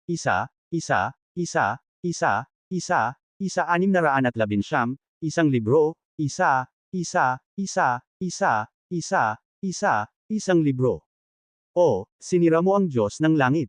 Sinabi ni Ding Ye, kung masira mo ang Diyos ng langit at linangin ang pinagmulan ng pinagmulan, mayroon kang 4 na pangunahing Diyos, at maaari mo ring labanan ang gintong Soup Valley Magma. Umiling siyang Xiaotian. Nais niyang masira ang Diyos ng langit. Natatakot ako na aabutin ito ng higit sa 10 taon. Makalipas ang mahigit 10 taon, malamig. Noong panahong iyon, ang ninuno ng tunay na demonyo, si Xingtian ay nakuha na ang kayamanan ng pangunahing Dongfo ng panahon. Pumasok siya sa gintong sopas. Walang silbi si Gugu. May iba pa bang paraan? Tanong niyang Xiaotian. O, mahanap mo ang unang Diyos na apoy na walang hanggan. Sinabi ni Ding Ye, sa iyong lakas ngayon, maaari mong talunin ang apoy na walang hanggan. Umiling pa rin siyang Xiaotian. Malawak ang mundo, saan ko mahahanap ang walang hanggang Diyos na apoy? Bukod dito, bago ang baha, ang walang hanggang Diyos na apoy ay hindi kilala. Walang record o balita, at imposibleng mahanap. O, mahahanap mo ang mga kayamanan ng Honghuang Jinwo clan. Sinabi ni Ding Ye, ang Jintanggo na ito ay minsang nagsilang ng isang langit at lupa na kayamanan, si Fusang Shenshu, ang Jinwo clan ay minsang gumamit ng isang punong katawan ng puno ng katulong upang gawin ito. Isang Sun God Armor. Kung mayroon itong Sun God Armor, hindi ito natatakot sa magma ni Jintanggo. Pagkatapos ay sinabi niya, kahit na ang pamilya Jinwo ay umalis sa kaharian na ito, ang Sun God Armor ay nanatili, at ito ay malamang na nasa mainland ng panahon. Kung hahanapin mo, umaasa ka pa ring mahanap. Ang espiritual na panginginig ng boses niyang Xiaotian, Sun God Armor. Oo, ang Sun God Armor. Sinabi ni Ding Ye, isa sa pinakamalakas na Diyos sa mundong ito. Napansin niyang Xiaotian na sinabi ni Ding Ye na isa siya sa pinakamalakas na Diyos, at hindi niya maiwasang magtanong, mayroon pa bang ibang God Armor na maihahambing sa Sun God Armor? Sa katunayan, may 2 God Armor na maihahambing sa Sun God Armor, ngunit ang 2 pang piraso ay hindi kasing ganda ng Sun God Armor para harapin ang Golden Soup Valley, at ang 2 God Armor ay wala sa mundong ito. Hindi mo na kailangang isipin iyon. Umiling si Ding Ye at sinabing essence. Inalis niyang Xiaotian ang kanyang iniisip. Sun God Armor, sabi niyang Xiaotian. Kasunod nito, siya at ang mga baka ay umalis kay Jintanggo at ginawa ang lahat ng pagsisikap na magtanong tungkol sa kung nasaan ang Sun God Armor. Hindi nagtagal, tinanong niyang Xiaotian ang balita tungkol sa Sun God Armor. Time Mainland ang unang sword god na si Gu Shi ay nakakita ng Sun God Armor. Gu Shi, umawit siyang Xiaotian. Pumunta ka sa Taihang Mountain. Pagkatapos siya at si Quinyo ay naging mga daloy ng liwanag at lumipad sa Taihang Mountain. Ang kuweba ni Gu Shi ay nasa bundok Taihang. Ang bundok Taihang ay isang napakatanyag na bundok sa Time Continent, hindi lamang dahil ang kuweba ni Gu Shi ay nasa bundok Taihang. Sa prehistoric period, ang bundok Taihang ay ang lugar kung saan nagsasanay ang maraming Diyos ng espada. May mga tapyas ng espada na iniwan ng mga prehistoric at sinaunang Diyos ng espada sa maraming lugar sa bundok Taihang. Sa makatuwid, maraming mga disipulo mula sa iba't ibang sekta ang pumupunta sa Taihang Mountain upang maunawaan ang mga tapyas ng espada araw-araw. Nang dumating siyang Xiaotian at ang kanyang mga kasama, tanghali na at napakalakas ng araw. Ang araw sa Time Continent ay tila napakalakas, naganap na kabaligtaran ng kadiliman sa Dark Continent. Pagkarating sa Taihang Mountain, siyang Xiaotian at ang kanyang mga kasama ay nagpatuloy sa paglipad ng malalim sa Taihang Mountain. Mayroong libu-libong mga taluktok sa Taihang Mountain, at ang kuweba ni Gu Shi ay malalim sa Taihang Mountain. Bagamat maraming mga master ang pumupunta sa Taihang Mountain upang unawain ang Sword Tablet, dahil ang kuweba ni Gu Shi ay malalim sa Taihang Mountain, lahat ay naglakas loob na unawain lamang sa labas ng Taihang Mountain. Habang siyang Xiaotian at ang kanyang mga kasama ay patuloy na lumilipad patungo sa kuweba ni Gu Shi, nakita nila ang mas kaunting mga disipulo mula sa iba't ibang sekta sa daan. Nang dumating siyang Xiaotian at ang kanyang mga kasama sa kailaliman ng bundok Taihang, nakita nila ang isang malaking tabletang bato na nakatayo sa bundok sa harapan nila, tumigil ang mga naglalakad. Ang mga salita ay inukit ng mga taong gumagamit ng pinakamataas na swordsmanship, na nagpapakita ng kamanghamanghang lakas ng espada at banal na kapangyarihan. Malinaw, ang harapan ay ang kuweba ni Gu Shi, at ang lugar sa paligid ng kuweba ni Gu Shi ay isang ipinagbabawal na lugar sa libu-libong milya. Inactivate niyang Xiaotian ang 17 Heavenly Emperor Seals sa kanyang noo, at sigurado, May malaking restriction sa formation sa harap niya, isang top level na 10th level na divine formation. Ang pinakamataas na antas ng 10th level na divine formation ay napakalakas para sa iba, ngunit ito ay napaka-ordinaryo para kay Yang Xiaotian. Kung gusto niyang sirain, madali lang. Gayunpaman, bilang paggalang kay Gu Shi, ang unang Diyos ng espada ng Guang Continent, gumamit pa rin si Yang Xiaotian ng courtesy bago puwersa. Sa hudyat ni Yang Xiaotian, malakas na sinabi ni Scorpio, may gagawin kami, kaya pumunta kami para bisitahin ang Sword God Gu Shi, mangyaring lumabas at makita kami. Ang boses ni Scorpio ay puno ng banal na kapangyarihan, at ang mga sound wave ay lumiligid, at naririnig ito ng buong Taihang Divine Mountain. Ang mga makapangyarihang tao mula sa lahat ng panig na pumunta sa Taihang Divine Mountain upang maunawaan ang Sword Tablet ay natigilan. Bagamat maraming tao ang pumunta sa Taihang Divine Mountain upang unawain ang Sword Tablet, dahil ang Sword God na si Gu Shi ay nagpractice ng hiwalay at hindi gustong gambalain ng iba, walang sino man ang nang-ahas na bisitahin at guluhin si Gu Shi. Sino ang taong ito? Hindi mo ba alam na si Master Gu Shi ay nasa pag-iisa at hindi gustong istorbohin ng iba? Kung maglakas loob kang abalahin si Master Gu Shi, malamang na makaramdam ka ng sakit. Maghintay tayo at tingnan. Napailing ang lahat. Minsan may dumating na bumisita kay Gu Shi at ginulo ang tahimik na pagsasanay ni Gu Shi. Nang maglaon, direktang tinatakan ng pinakamatandang disipulo ni Gu Shi ang kanyang banal na kapangyarihan at itinaboy siya palabas ng Taihang Divine Mountain. Matapos bumagsak ang boses ni Scorpio, lumipad ang ilang figure mula sa kailaliman ng bundok Taihang. Ang pinuno ay disipulo ni Gu Shi, isang mid-level master ng ikasampung antas ng langit na Diyos. Pagkalabas, dumilim ang mukha ng disipulo ni Gu Shi, na nakatingin kay Yang Xiaotian, Kuei Niu at iba pa, at nang hindi nagtatanong, pinagalitan niya, napakatapang mo, hindi mo ba alam ang mga patakarang itinakda ng aking amo? Ang aking Panginoon ay nasa pag-iisa at hindi pinapayagan ng sinuman na makagambales sa kanya. Aisil ang kanilang divine power at itapon sila sa Taihang Mountain. Biglang sumulong ang ilang mga disipulo sa likod ni Gu Shi at nagsagawa ng mga kasanayan sa pakikipagbuno. Sinusubukang makuha si Yang Xiaotian at ang iba pa, tinatakan ang kanilang banal na kapangyarihan, at pagkatapos ay itapon sila sa bundok ng Taihang. Gayunpaman, nang hawakan ng mga disipulong iyon sina Yang Xiaotian, Kuei Niu at iba pa, nalaman nila na maging sina Yang Xiaotian, Kuei Niu, Yuan Wei at Scorpio, sila ay kasing tatag ng bundok at hindi matitinag. Niyugyug ni Yang Xiaotian ang kanyang mga balikat at niyugyug ang disipulong gustong hulihin siya pabalik. Itinulak din ni Kuei Niu at ng kanyang mga tauhan ang lahat ng mga disipulong iyon pabalik. Kahit na pinigilan ni Yang Xiaotian at ng kanyang mga tauhan ang kanilang lakas, naramdaman pa rin ng mga disipulong iyon ang sakit sa kanilang mga braso at kumukulo ang kanilang dugo. Nang makita ito, nagdilim ang mukha ng matandang disipulong si Gu Shi, maglakas loob kang lumaban at manakit ng iba. Pagkatapos ay naglakad siya patungo kay Yang Xiaotian, itatatakan ko ang iyong banal na kapangyarihan ngayon at parurusahan kang lumuhad sa labas ng Taihang Divine Mountain sa loob ng isang araw at isang gabi. Pagkatapos niyang sabihin iyon ay kikilos na siya. Mahinahong sinabi ni Yang Xiaotian, hindi kita kalaban, hayaan mong lumabas ang iyong Panginoon na si Gu Shi.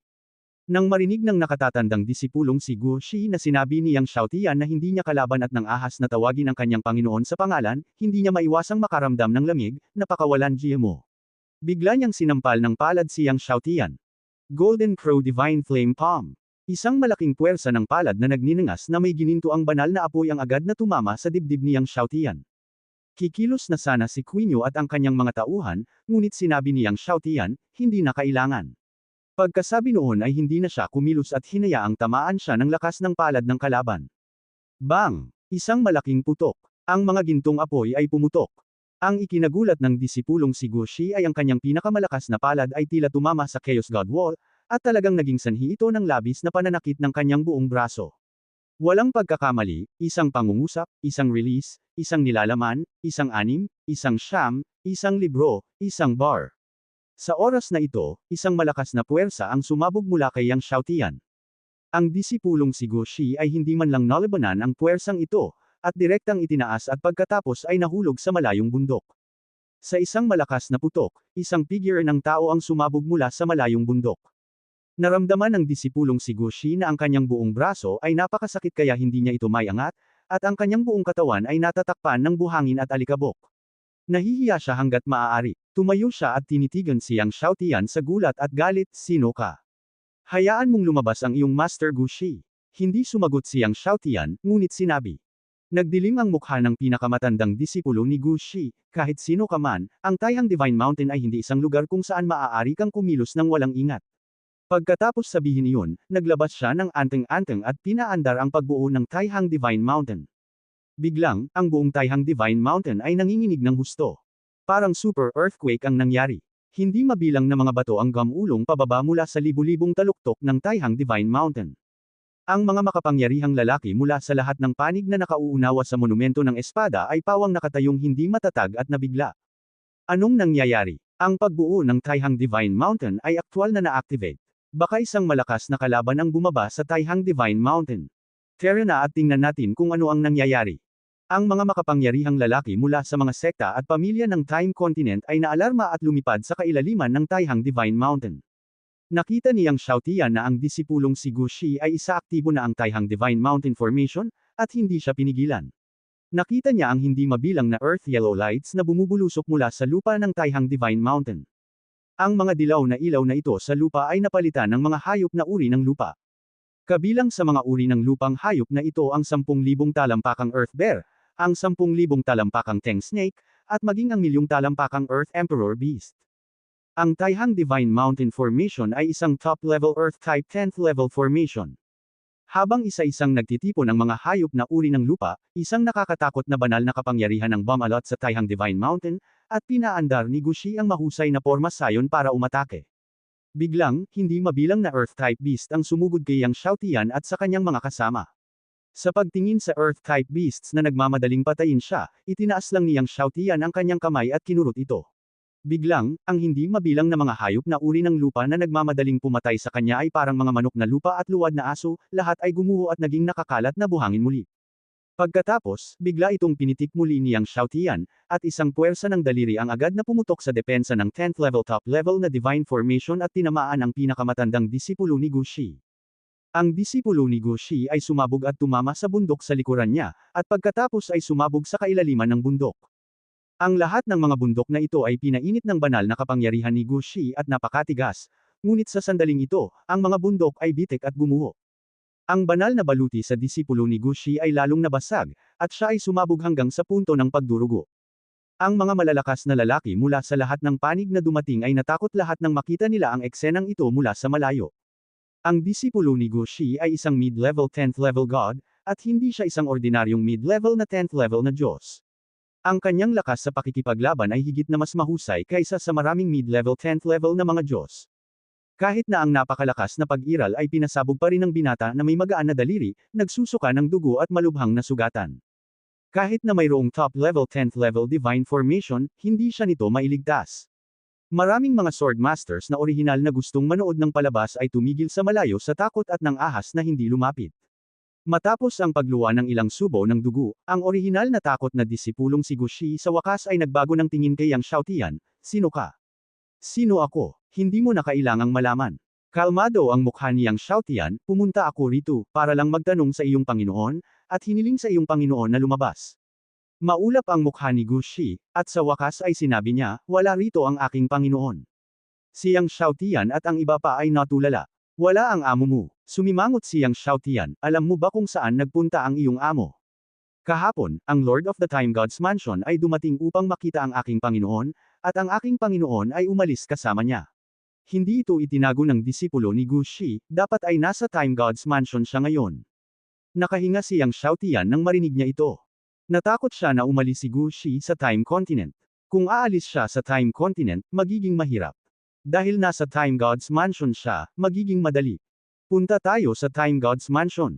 Hindi nagatubili si Yang Xiaotian, at agad na sumibak sa himpapawid, at sinundan ni Kuan Yu at iba pa si Yang Xiaotian at sumabog sa hangin at umalis. Nang makitang umalis si Yang Xiaotian, nakahinga ng maluwag ang panganay na disipulo ni Gu Shi na parabang nakaligtas siya sa isang sakuna. Itong binata na naka-blue shirt ay parang angkan ng 10 Absolute Sword God. Sa oras na ito, sinabi ng isang master sa karamihan sa mahinang boses. Ano, siya ang inapo ng 10 Absolute Sword God na pumatay sa ninuno ng Tiando gamit ang isang espada. Biglang sumabog ang mga tao. Nagulat ang lahat. Nagulat din ang panganay na disipulo ni Gu Shi. Siya iyon. Pinasabog ng espada ni Yang Xiaotian ang ninuno ng Tiando, na ikinagulat ng mga pangunahing imperyo ng Time Continent. Nabalitaan din niyang ito pala ang binata. Hayaan ang isang tao na makipag-ugnayan sa iyong master at sabihin na ang ina po ng Ten Absolute Sword God ay pumasok sa Taihang Divine Mountain at ako ay malubhang nasugatan. Sinabi ng pinakamatandang disipulo ni Gushi sa malalim na boses sa ilang mga disipulo sa likuran niya. Oo, Master. Hindi nagtagal, nalaman ni Gushi sa Time Divine Mansion ang balita na pumasok siyang Xiaotian sa Taihang Divine Mountain at malubhang nasugatan ang kanyang panganay na disipulo. Nang marinig ito ni Gushi, agad siyang sumangot ng malamig, at ang tunog ay parang kulog sa kalangitan, sumasabog sa Time God Mansion, at tumagal ito ng mahabang panahon. Pinasok mo ang aking mansyon at malubhang nasugatan ang aking panganay na alagad. Gusto kong makita kung sino ka. Ang lakas ng espada ni Gushi ay tumaas sa kalangitan, at ang kapangyarihan ng espada sa kanyang katawan ay bumulaga sa hindi mabilang na makapangyarihang tao. At siyang Xiaotian ay pumasok sa kuwebo ni Gushi sa Taihang Mountain at malubhang nasugatan ang pinakamatandang disipulo ni Gushi, na kumalat din sa mga tainga ng mga pangunahing superpower sa Time Empire. Ang ina po ng Ten Absolute Sword God na ito ay naghahanap kay Master Gushi, na sinasabing may itatanong siya kay Master Gushi, hindi ko alam kung ano yun. Narinig ko na ang taong ito ay nagmamadali sa Time God Mansion. Kapag dumating ang oras na iyon, ito ay isang nakakagulat na labanan. Hindi mabilang na mga master ng Time Empire ang sumugod din sa Time God Mansion. Sa ilang sandali, ang lahat ng malalakas na lalaki sa Time Continent ay nakatuon sa Time God Mansion. Sino sa tingin mo ang mananalo o matatalo sa laban na ito? Mahirap sabihin. Si Lord Gushi ay hindi natalo 2,000,000 taon na ang nakalilipas. Minsang sinabi ng Lord of Time Palace na kahit na magsanib puwersa ang siyam na Sword Gods ngayon, hindi sila ang magiging kalaban ni Lord Gushi. Ang siyam na Diyos ng Espada ay tumutukoy sa iba pang siyam sa nangungunang 10 Diyos ng Espada. Ang iba pang siyam na Diyos ng Espada ay nagsanib puwersa, ngunit hindi sila ang kalaban ni Gushi. Ipinapakita nito ang lakas ni Gushi. Ngunit ang ina po ng Ten Absolute Sword Gods ay nagawang patayin ang ninuno ni Tiandu gamit ang isang espada. Nakakatakot din ang kanyang lakas. Kahit na manalo si Lord Gushi, natatakot ako na hindi ito magiging madali. Nag-usap ang malalakas na lalaki sa lahat ng panig. Bagamat alam na ngayon ng lahat na siyang Xiaotian ay hindi maaaring maging ina po ng 10 Absolute Sword Gods, kapag pinag-uusapan, tinukoy pa rin nila siyang Xiaotian bilang ang ina po ng 10 Absolute Sword Gods. Dahil alam na pupunta siyang Xiaotian sa Time Palace, pinangunahan ng mga ninuno ng Time Empire ang isang grupo ng mga masters mula sa imperial na pamilya ng Time Empire patungo sa Time Palace. Sa loob ng ilang sandali, hindi mabilang na malalakas na lalaki ang nagtipon sa Time Palace, naghihintay sa pagdating niyang Xiaotian. 2 araw lang ang lumipas. Walang pagkakamali, isang post, isang nilalaman, isang anim, isang libro, isang bar. Wala pa ring palatandaan siyang Xiaotian at ang kanyang mga kasama. Maaari bang matakot ang mga ina po ng 10 Absolute Sword Gods? Maraming mga masters ang hindi maiwasang magtanong. Sa bilis niyang Xiaotian at ng kanyang mga kasama, sa pangkalahatan, aabutin ng 2 araw upang makarating mula sa Taihang Mountain patungo sa Time God Palace. Lumipas ang isa pang araw. Ngunit wala pa ring palatandaan niyang Xiaotian. Maaaring ang mga ina po ng 10 Absolute Sword Gods ay talagang natatakot at hindi nang ahas na lumapit. Si Li Rong, ang pangalawang prinsipe ng Time Empire, ay hindi napigil ang umungol. Normal lang na hindi siya naglalakas loob na sumama. Nagmuni-muni ang ninuno ng Time Empire. Pagkatapos ng lahat, ang 10 dakilang Sword Gods ay nagtipon sa Time God Palace, at kalahati ng nangungunang 100 Sword Gods sa Sword God list ay dumating na. Sa ganoong kalaking labanan, normal lang na ang kabilang partido ay hindi nang ahas na lumapit. Tulad ng hula ng lahat, biglang may sumigaw sa gulat, narito ang mga ina po ng 10 ganap na Sword Gods. Sa sandaling lumabas ang boses, lahat ng nakaupong Sword Gods sa Time God Palace ay biglang tumayo. Maging si Gushi, na nakapikit para magpahinga, ay biglang bumukas ang mga ito, at ang kanyang mga mata ay sumambulat na may kamanghamanghang lakas ng espada. Lahat ng mga Diyos ng espada at malalakas na lalaki ay tumingin kay Gushi. Dahan-daang tumayo si Gushi, lahat, sumama sa akin upang salubungin ang kaaway. Pagkatapos niyang sabihin iyon, naging sword energy siya at lumipad palabas sa ere. Biglang naging sword energy ang lahat ng Sword Gods sa hall at lumipad palabas sa ere. Saglit, ang sword energy ng buong Time God Palace ay tumaas sa kalangitan, at ang kamanghamanghang sword energy ay tila sumabog sa kalangitan. At lumipad din ang lahat ng mga disipulo ng Time God Palace. Ang palasyo ng Time God ay may parehong katayuan sa palasyo ng Kang God sa kontinente ng Kang God. Ang mga disipulo na maaaring sumali sa Time God Palace ay ang lahat ng mga pinakamahuhusay na disipulo sa Time Continent. Nais din makita ng mga disipulong ito kung ang mga ina po ng 10 Sword Gods ay talagang 3 ulo at 6 na braso.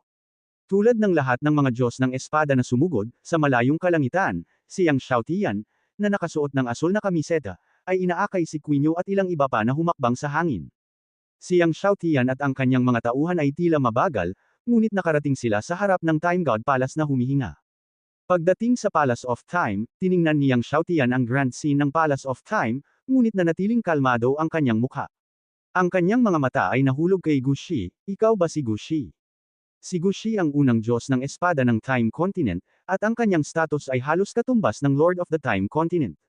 Siya ay lubos na iginagalang sa Time Continent. Ngayon, nang tawagin ni Yang Xiaotian ang pangalan ni Gu Shi, maraming Diyos ng espada ang nagalit. Anak, kahit sino ka pa, hindi ka makakaalis sa palasyo ng panahon ngayon. Ang espada ng oras ay hindi mo kayang pag-aari. Ibigay mo. Ang ikaapat na Sword God sa Sword God list, ang Dragon at Phoenix Sword God, ay nagsabi. Sinulyapan niyang Xiaotian ang kabilang partido, ang Sword of Time ay hindi isang bagay na maaari kung pagmamayari, kaya kwalipikado kang magkaroon nito. Sa pakikinig sa pagtatanong ni Yang Xiaotian, ang Dragon at Phoenix Sword God ay hindi napigil ang magalit at sumugod kay Yang Xiaotian gamit ang dalawang espada, hindi ako kwalipikadong magkaroon nito, at hindi ka rin kwalipikado. Ang dalawang espada sa kanyang mga kamay, ang isa ay ang Dragon Sword, at ang isa ay ang Phoenix Sword. Siya ang nag-iisang Sword God sa Time Continent na nagal-inang ng Dragon Sword at Phoenix Sword hanggang sa Sword God Realm. Ang kanyang pares ng Dragon at Phoenix Sword ay namangha sa Time Continent. Sa pagdating niya, ang Dragon Sword ay sumabog mula sa Dragon Sword, at ang Phoenix Sword ay sumabog mula sa Phoenix Sword. Ang Dragon at Phoenix Swords ay nagsanib at naging isang Dragon at Phoenix Sword formation. Lumilipad na mga Dragon at Fire Phoenix sa buong kalangitan, at bilyon-bilyong sword energies ang dumating kay Yang Xiaotian. Nakaharap sa makapangyarihang bilyon-bilyong sword energies at lumilipad na Dragon at Fire Phoenix, normal ang mukha ni Yang Xiaotian, at nakakuyom lang ang isang kamay niya. Sa sandaling ito, ang lahat ay nagkaroon ng ilusyon na ang palad ni Yang Xiaotian ay tila nakatikip sa kalangitan, at ang makapangyarihang bilyon-bilyong enerhiya ng espada ay hinawakan ng kamay ni Yang Xiaotian. Tama, hawakan mo lang sa isang kamay. Ang mga lumilipad na Dragon at mga Fire Phoenix sa kalangitan ay nagpakawala rin ng malungkot na sigaw, at lahat ay nakahawak sa palad ni Yang Xiaotian. Pagkatapos, naikuyom ni Yang Xiaotian ang kanyang palad, at ang lahat ng enerhiya ng espada at mga Dragon at Phoenix ay sumabog at naglaho sa mundo. Nang ang Dragon at Phoenix na mga espada ng Dragon at Phoenix Sword God ay dumating kay Yang Xiaotian, itinaas ni Yang Xiaotian ang kanyang kamay at pinitik ito. Ang Dragon at Phoenix Sword God ay naramdaman lamang ng isang nakakatakot na puwersa na paparating, at ang buong tao ay natamba, at ang Dragon at Phoenix na mga espada sa kanyang kamay ay natamba. Sa isang malakas na putok, ang Dragon at Phoenix Sword God ay sumabog sa malayong lupain. Ang buhangin at alikabok ay gamulong sa lupa. Nang makita ito, lahat ay nakalanghap ng malamig na hangin. Dragon at Phoenix Sword God. Isang peak ng huling ikasampung antas ng Heavenly God, ang ikaapat na pag-iral sa Sword God list, ay natalo ng ganito. Ang gayong makapangyarihang pag-iral, sa harap ng inapo ng 10 Absolute Sword God, ay madaling masugatan. Maging ang mga mata ni Gu Shi ay nanliit. Ang lakas ng mga inapo ng 10 Sword Gods ay lampas sa kanyang imahinasyon. Nilunok ng ninuno ng Time Empire ang kanyang tuyo at makati na lalamunan, at ang eksena ng ninuno ng Chando na pinasabog ng isang espada ay muling lumitaw sa kanyang harapan. Matapos ma-eject, ang Dragon at Phoenix Sword God ay umakyat mula sa lupa, sinakal ng buhangin at alikabok at nagwisik ng dugo. Tumingin siya kay Yang Xiaotian sa takot. May iba pa bang gustong kumilos? Ipinadala ni Yang Xiaotian ang isang daliri upang paalisin ang Dragon at Phoenix Sword God, at ang kanyang mga mata ay dumaan sa mga Diyos ng espada ng Time Continent, at nagsalita siya. Nang marinig ang tanong ni Yang Xiaotian, ang mga Sword Gods ng Time Continent, na orihinal na puno ng Sword Energy, ay hindi nagsalita. Muling bumaling kay Gu Shi ang mga mata ni Yang Xiaotian, nabalitaan ko na nakita mo ang Sun God Armor ng Golden Crow Clan. Nagulat lahat si Gu Shi at ang iba pang malalakas na lalaki. Sa hindi inaasahang pagkakataon, dumating si Yang Xiaotian para sa Sun God Armor ng Golden Crow Clan. Oo, maraming taon na ang nakalipas, nakita ko nga ang Sun God Armor ng Golden Crow Clan. Hindi ito itinago ni Gu Shi, kung matatalo mo ang espada sa aking kamay, sasabihin ko sa iyo ang tungkol sa kinaroroonan ng Sun God Armor. Sa pagsasalita tungkol dito, tinitigan niya si Yang Xiaotian, ngunit kung matalo ka, iwanan ang Sword of Time. Ngunit sa oras na ito, sinabi ng isang Diyos ng espada, napakadali para sa kanya na hayaan na lang siyang umalis sa Sword of Time. Ang Poison Demon ay aking inapo. Dahil pinatay niya ang aking inapo, kailangan niyang pumatay para mabayaran ang kanyang buhay. Ang nagsalita ay ang pangalawang sword god sa sword god list, Tianqing Sword God. Oo, pumatay para bayaran ang buhay niya, kailangan niyang mamatay para humingi ng tawad sa mundo. Ang isa pang sword god na may mabuting pakikitungo sa ninuno ng Tiando ay nagsalita din, at ang nagsalita ay ang third-ranked sword god Yinyang Sword God. Hindi nagtagal, nagsalita din ang maraming Diyos ng Espada, na humihiling kay Yang Xiaotian na mamatay upang humingi ng tawad sa mundo, na parabang hindi maalis ng pagkamatay ni Yang Xiaotian ang puot sa puso ng lahat. Nanlamig ang mga mata ni Kuei Neo at ng iba. Tiningnan ni Yang Xiaotian ang galit na mga sword god sa Time Continent, dahil gusto mo akong mamatay, maaari mong samahan si Guo Shi sa pagpatay sa akin. Pagkatapos magsalita ni Yang Xiaotian, tumahimik ang lahat. Nagkatinginan ang lahat. Bakit, wala ka man lang lakas ng loob na umatake? Malamig ang mga mata ni Yang Xiaotian, iniisip mo pa rin ba na kahit umatake kayong lahat, hindi ka sigurado na mapapatay mo ako? Galit na galit ang lahat ng sword gods. Malamig na sinabi ni Gu Shi, para matalo ka, bakit kailangan nilang umatake? Ako ay sapat na. Sa puntong ito, lumitaw ang isang magic sword sa kanyang kamay, ang magic sword ay kumikinang ng maliwanag, at ang katawan ng espada ay nagdadala ng isang uri ng makapangyarihang kapangyarihan ng imperial. Ang magic sword na ito ay ang espada ng Human Emperor noon. Ang Human Emperor ay ang emperador ng sangkatauhan. Hinawakan ni Gu Shi ang Human Emperor sword at iniwas ito. Biglang sumabog ang lahat ng uri ng sword intent, kabuuang 15 uri ng Supreme Sword Intent, at lahat sila ay nasa larangan ng malaking tagumpay. Ito ang lakas ng unang sword god sa Time Continent.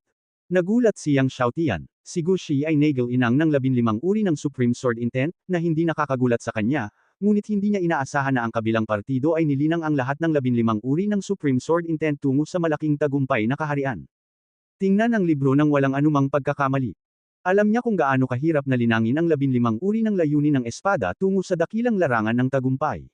Kung wala siyang sword intent fusion technique, hindi niya malalaman kung kailan siya makakapag-cultivate sa Great Success Realm. Nang magulat si Yang Xiaotian, mayroon siyang extra magic sword sa kanyang kamay, na siyang espada ng panahon. Sabay hampas niya at humarap kay Gu Shi. Gayunpaman, hinimok ni Yang Xiaotian ang 10 uri ng pinakamalakas na layunin ng espada. Ang 10 uri ng pinakamalakas na sword intent ng Great Success Realm ay agad na nag-araro sa 15 uri ng Supreme Sword Intent ni Gu Shi, at pumutok kay Gu Shi ng may matinding puwersa. Nagulat si Gu Shi at umiwas sa gulat, halos hindi na iwasan ang sword power ni Yang Xiaotian. At ang 10 uri ng pinakamalakas na sword intent power ni Yang Xiaotian ay sumabog patungo sa Yinyang Sword God na may mabuting pakikitungo sa ninuno ni Tiando sa dikalayuan. Ang Yinyang Sword God ay nagulat nang makita niya ang sword intent na papalapit sa kanya. Iniwagayway niya ang espada sa kanyang kamay at naglabas ng maraming sword energy, sinusubukang hadlangan ng sword power ni Yang Xiaotian, ngunit sa isang iglap, ang kanyang sword energy ay sumabog sa pamamagitan ng sword power ni Yang Xiaotian. Puff! Ang Yinyang Sword God ay pinasabog ng sword power ni Yang Xiaotian, ang kanyang buong balikat ay sumabog, ang kanyang armor ay sumabog, at siya ay bumagsak sa Divine Mountain of the Time Divine Mansion. Napasinghap ang lahat nang makita nila ito. 10 uri ng pinakamalakas na sword intent ng Great Success Realm. Tumingin si Gu Shi kay Yang Xiaotian at gulat na sinabi. 15 uri ng pinakamalakas na sword intent ng Small Success Realm ay lubhang nakakatakot, at 10 uri ng pinakamalakas na sword intent ng Great Success Realm ay mas malakas kaysa 15 uri ng pinakamalakas na sword intent ng Small Success Realm. Kaya naman naramdaman ni Yang Xiaotian na sapat na ang 10 uri ng pinakamalakas na sword intent ng Great Success Realm para harapin si Gu Shi. Ang mukha ni Gu Shi sa wakas ay nagpakita ng bakas ng kataimtayman, hindi ko inaasahan na linangin mo ang 10 uri ng pinakamalakas na layunin ng espada ng dakilang tagumpay na kaharian. Dahil iyon ang kaso, hindi na siya magpipigil ng lakas. Pagkatapos, hinimok ni Gu Shi ang kapangyarihan ng banal na katawan, at biglang, ang kapangyarihan ng 7 banal na katawan ay sumabog na parang bulkan. Tulad ng Taishi Tiangdi, si Gu Shi ay mayroon ding 7 banal na katawan, ngunit ang Taishi Tiangdi ay ipinanganak na may 7 banal na katawan, habang si Gu Shi ay nagal-inang ng 7 banal na katawan pagkatapos ng kapanganakan. Ang kakayahang linangin ng 7 banal na katawan pagkatapos ng kapanganakan ay nagpapakita ng kanyang kamangha-manghang talento at mahusay na pagtitiyaga. Sa ilalim ng pagbubuhos ng kapangyarihan ng 7 banal na katawan ni Gu Shi, ang espada ng emperador sa kanyang kamay ay nagpaputok ng isang kamangha-manghang liwanag ng espada, at isang anino ng emperador ang lumitaw sa mundo. Muling tinamaan ng espada ng emperador si Yang Xiaotian.